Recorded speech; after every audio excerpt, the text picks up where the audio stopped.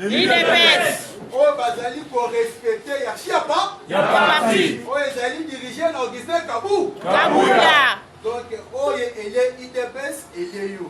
C'est ça. Augustin Kabula. Voilà. D'ailleurs, toujours. On peut télé ma poco parce que après si Fati est au deuxième mandat. Voilà.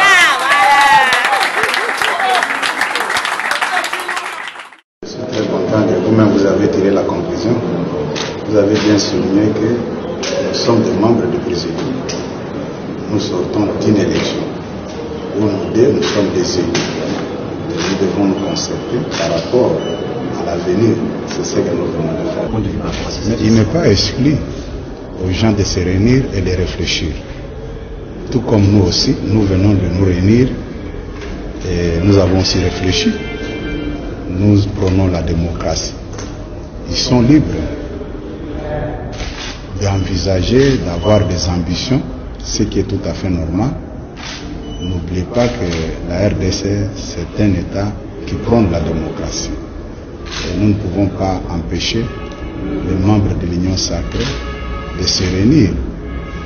Le danger peut intervenir seulement quand les gens se réunissent pour comploter contre l'Union sacrée.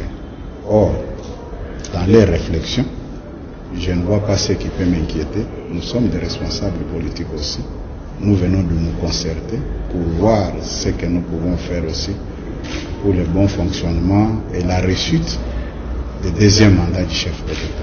Ça ne fait pas des autres comme ça? Si tout le monde veut se réunir et dans le sacré prier. Non, si vous avez des préoccupations, référez-vous aux gens qui se sont réunis et posez des questions, puisque moi je ne suis pas leur porte-parole. Je suis membre du Présidium, j'ai vu un membre du Présidium ici, il n'est pas le seul à être rencontré. Je viens de rencontrer aussi le vice-premier ministre de la Défense, Jean-Pierre Mbemba, avec qui nous avons encore échangé. Oui, comme je l'ai dit tout à l'heure là, quand j'étais avec le président du Sénat, nous sommes les membres du Présidium de l'Union sacrée et nous venons d'une élection où nous sommes élus comme députés au niveau national. Il est normal qu'on puisse se concerter pour voir l'avenir de notre plateforme politique d'Union sacrée. Qu'est-ce que nous pouvons faire? Voilà un peu. Celui qui nomme l'informateur, c'est le chef de l'État.